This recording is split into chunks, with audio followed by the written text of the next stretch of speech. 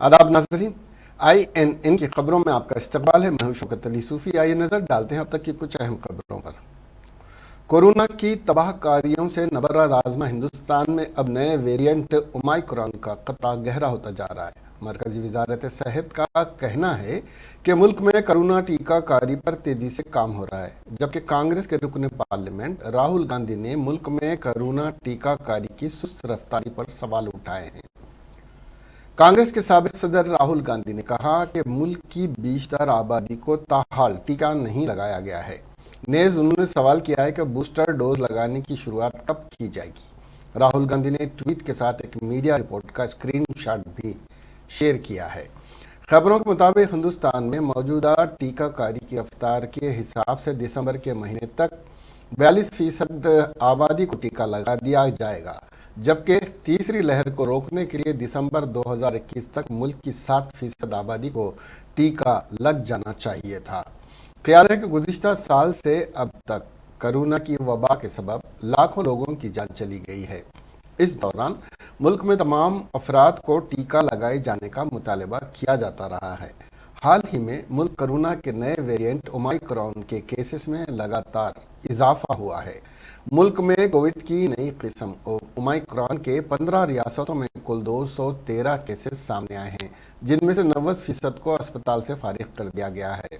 मरकजी वजारत बराए सेहत और ख़ानदानी बहबूद ने बुध को यहाँ बताया कि दिल्ली में ओमाइक्रॉन के सबसे ज़्यादा केसेस हैं। महाराष्ट्र में 54 अफराद और दिल्ली में 57 अफराद इस वबा से मुतासिर हुए हैं।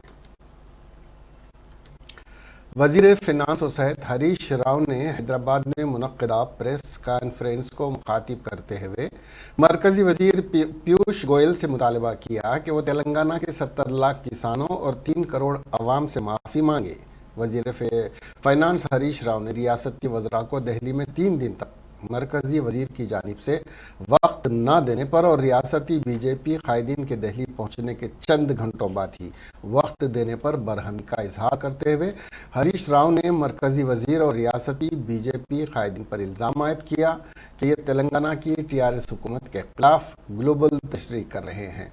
उन्होंने मरकजी वज़ीर पीयूष गोयल की जानिब से 3 दिन के बाद रियासती वज़रा से की गई बातचीत में तेलंगाना के किसानों से धान की खरीदी का कोटा पाए तकमील होने की बात करके मज़ाक़ खेज़ करार देते हुए उन्होंने बताया कि तेलंगाना के किसानों के पास आज की तारीख में भी 62 लाख मीट्रिक टन धान मौजूद है। उन्होंने मरकज़ी हुकूमत को इंतबाह देते हुए कहा कि अगर मरकज़ी हुकूमत रियासत के किसानों से धान की खरीदी नहीं करेगी तो रियासत के 70 लाख किसान दिल्ली में धरना देने पर मजबूर हो जाएंगे। వాళ్ళ సమయం 70 లక్షల రైతు కుటుంబాలు ఇలా ఆగమైతున్నాయి.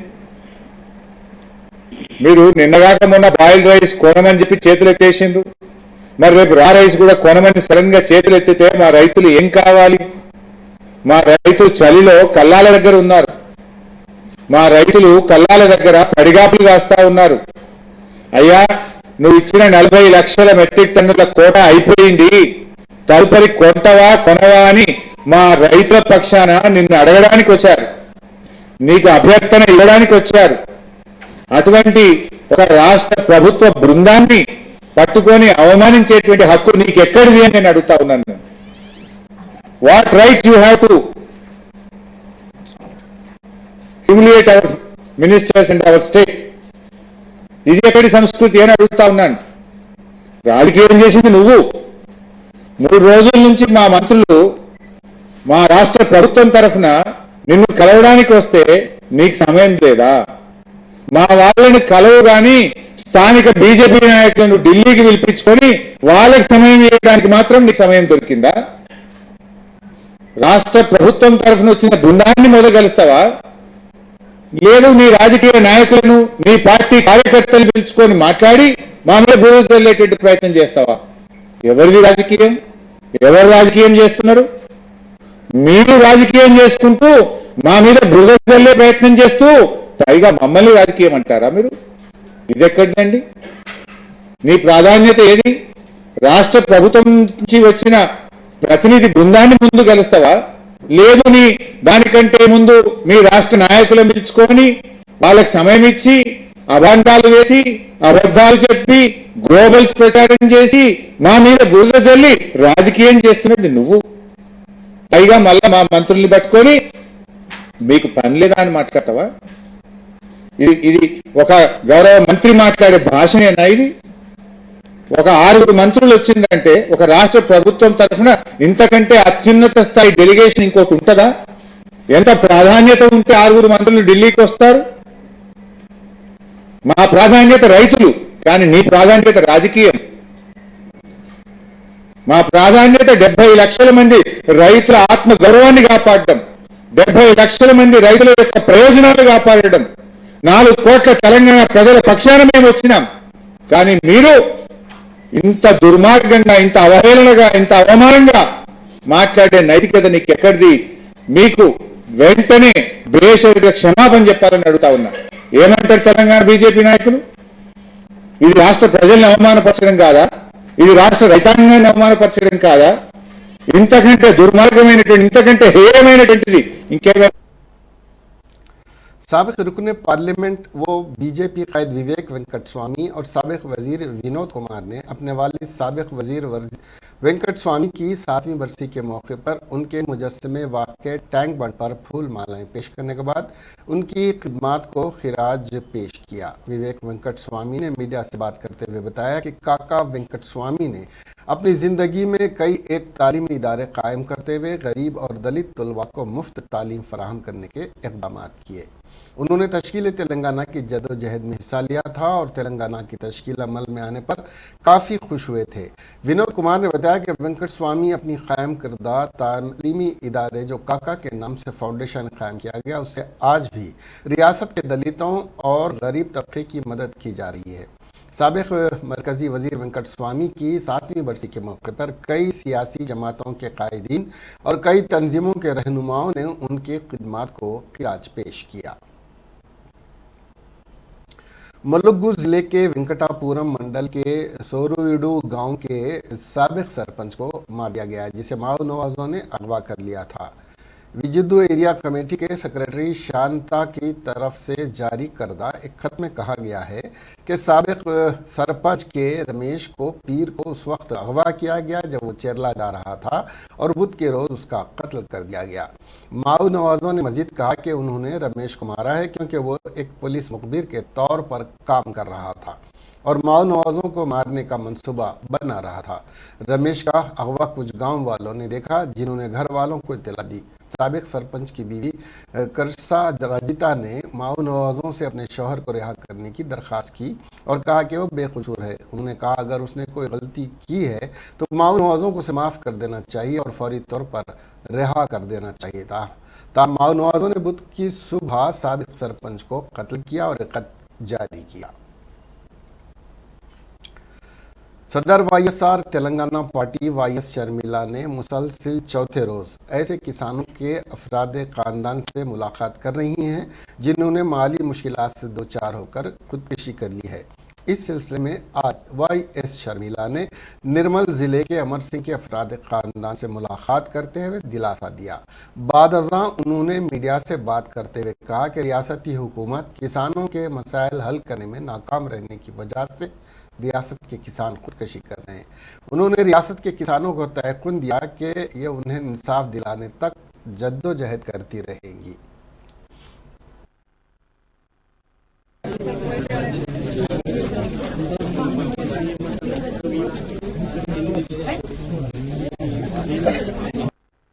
బాల్యం కాదు, వీళ్ళ ఉసురు తప్పకుండా కేసీఆర్ గారికి తగ్గుతుంది.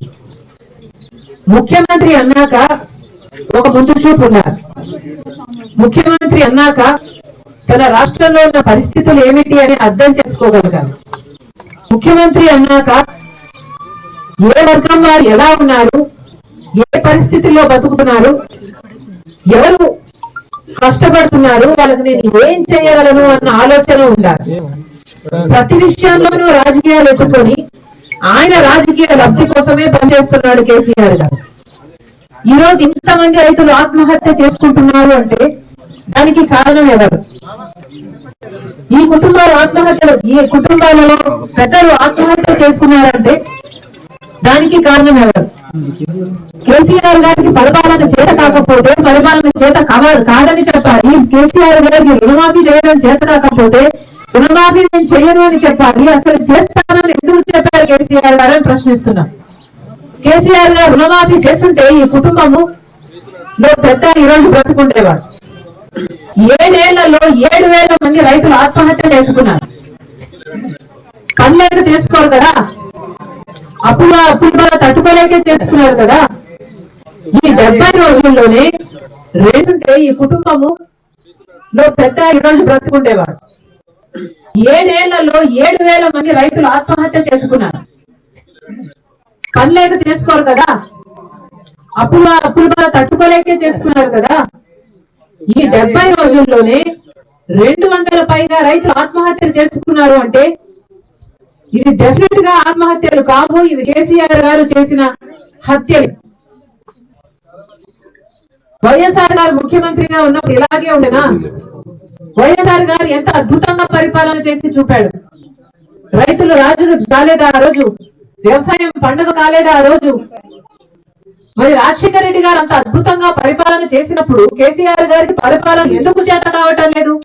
ఈ రోజు కేసీఆర్ గారికి పరిపాలన చేత కావటం లేదు కనుకనే కదా చేతగాని వాళ్ళలాగా ధర్నాలు చేస్తున్నారు. भारतीय जनता पार्टी के रुकन असम्बली रघुनंदन ने मीडिया से बात करते हुए रियासती वज़रा के दौरे दिल्ली को ड्रामाबाजी करार देते हुए बताया कि रियासती वज़रा और वज़ीर आला के चंद्रशेखर राव मरकज़ पर धान की अदम खरीदी का गुमराह कुन प्रोपेगेंडा कर रहे हैं, जबकि मरकजी हुकूमत में रियासत से धान की खरीदी का मुकम्मल कोटा पाए तकमील कर लिया गया है। उन्होंने बताया कि टीआरएस कायदीन बशमूल वज़ीर आला के चंद्रशेखर राव रियासती वज़रा हुजूराबाद से बीजेपी और इटला राजेंद्र की कामयाबी के बाद से बौखलाहट का शिकार होकर किसानों के मसाइल को लेकर मरकज़ पर बेबुनियाद इल्ज़ामात आयद कर रहे हैं। उन्होंने वज़ीर आला के चंद्रशेखर राव पर इल्ज़ाम आयद किया कि वो अपने फार्म हाउस के मुलाजमीन के मसाइल हल करने में नाकाम हैं।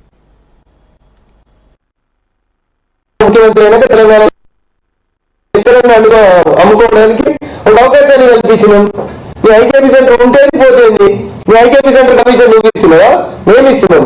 జోరసంచి పైసలు నువ్వు ఇస్తున్నావా? మేము ఇస్తున్నాం. రైస్ మిల్కి ఇచ్చినటువంటి దాని రైస్ మిల్లో వడ్లని రైస్ గా మార్చడానికి చేసేటువంటి ఛార్జీలు మేము ఇస్తున్నాం. నా ఛార్జీలు 3 ఏళ్ళ నువ్వు రైస్ మిల్ వాళ్ళకి నువ్వు భయపట్టిస్తున్నావు కదా. నువ్వు నీ డ్యూటీ చేయక నన్నెందుకు ప్రశ్నిస్తున్నావు అంటున్నా. 1 ఏళ్ళు నా దిక్కు చూపెడితే 4 ఏళ్ళు నీ దిక్కు వస్తున్నాయి అని చెప్తున్నా. మాటలు ఉన్నాయి, మీడియాను బెదిరిస్తాం, నేను చెప్పింది రావాలి, నా పత్రిక, నా దినపత్రిక. ఏం దినపత్రిక? ఆ దేశం మొత్తం లాగాలితే గాలి రోడ్డు మీద అనుకుంటారు. గోదాములు ఎవరు పెట్టాలి? మేము ఇచ్చిన పైసలు లాభాటి నుంచి 2 లక్షల మెట్రిక్ టన్నుల కొత్త గోదాములు చంద్రశేఖరరావు ముఖ్యమంత్రి అయినాక తెలంగాణలో నిర్మించబడ్డాయి. 2014 జూన్ 2 నాడు నీ గోదాముల కెపాసిటీ ఎంత? ఇవాళ నీ గోదాముల కెపాసిటీ ఎంత? శ్వేతపత్రం షోర్లో చెప్పినావు కదా. మేము 2 లక్షల మెట్రిక్ టన్నులు కట్టినాం గోదాములని. ఎవరి దగ్గర ఉన్నాయి ఇప్పుడు ఆ గోదాములు? ఎందుకు ఖాళీ కాలేదు? పీయూష్ గోయల్ గారు నిన్న మీ అందరినీ అడిగిందన్న రాష్ట్ర ప్రభుత్వానికి మేము 4 ఉత్తరాలు పంపించినాం. పోయిన వానకాలం బియ్యం ఇంకా మాకు పంపుంది సార్ అని రాసినాము అన్నాడు. మీ దగ్గర నుంచి ఇలా మన దగ్గర ఇంత బియ్యం స్టాక్ ఉంది తీసుకోండి అని ఇలా నిరంజన్ గారిని లెటర్ ఇవ్వమంటు. కర్ణాటక వచ్చిన గోప బియ్యము, దొడ్డు బియ్యాన్ని సన్న బియ్యం చేసి మిల్లర్లతోటి కరప్షన్ చేస్తున్నటువంటి బియ్యం కాక, పక్క రాష్ట్రాలకు చేసినటువంటి దుమ్మ బియ్యం కాక, తెలంగాణలో పండించిన బియ్యం ఏమైనా ఉంటే చెప్పుకుంటుంది. పోయిన వానాకాలం బియ్యం ఈ వానాకాలం దాకా ఏడాదిగా ఎందుకు వెళ్ళదే సమాధానం చెప్పుండ్రి. మన ఎన్నుకున్న కుంభకోణం ఏంటి? బయటికి వస్తున్న బియ్యం ఎక్కడి? దొడ్డు బియ్యం సన్న ఎందుకు అవుతుంది? మీకు ప్రాక్టికల్ గా చెప్తాను నేను మీకు. నేను మెదక్ జిల్లా, పూర్వం మెదక్ జిల్లా, ఇప్పుడు 3 ముక్కలైందన్న జిల్లా, సంగారెడ్డి, మెదక్, సిద్దిపేట. ఆ మెదక్ జిల్లాలో నరసాపురం అసెంబ్లీ నియోజకవర్గం పరిధిలో శివంపేట అనే మండల కేంద్రం సమీపంలో ఒక రైస్ మిల్ లో 40 వెహికల్ నిండా రేషన్ షాప్ దొడ్డు బియ్యం వచ్చి పోలీసులు పట్టుకొని నరసాపూర్ పోలీస్ స్టేషన్ లో ఈ రోజు వెహికల్స్ ఉన్నాయన్నా పోయి చూడండి. 40 వాహనాల నిండా కోటన్ బియ్యం వచ్చి దాన్ని సన్న బియ్యం చేసి రాకుండా వచ్చినాయని చెప్పి కేంద్రం చేస్తున్నటువంటి డబ్బులకి వీళ్ళు దొంగ ఇన్వాయిస్లు ఇస్తున్నారా? చేర్యాల మా సిద్దిపేట జిల్లా జనగాం ఎమ్మెల్యే గారి పరిధిలో చేర్యాల పిఎస్సిఎస్ లో 4,50,00,000 రూపాయల బియ్యం రాకుండా सदर नशीन साहित्य अकेडमी के ओहदे पर गौरी शंकर ने रविंद्र भारती में जायजा हासिल करने के बाद चीफ मिनिस्टर के चंद्रशेखर राव से इजहार तशक्कुर करते हुए बताया कि वो अपनी जिम्मेदारी को बहुस्न खूबी ईमानदारी के साथ इस मौके पर अदा करेंगे। इस मौके पर वजीर सयाहत व स्पोर्ट्स श्रीनिवास गौड़, नायब सदर नशीन प्लानिंग कमीशन विनोद कुमार और दीगर ने गौरी शंकर को मुबारकबाद पेश करते हुए फूलों के गुलदस्ते पेश किए।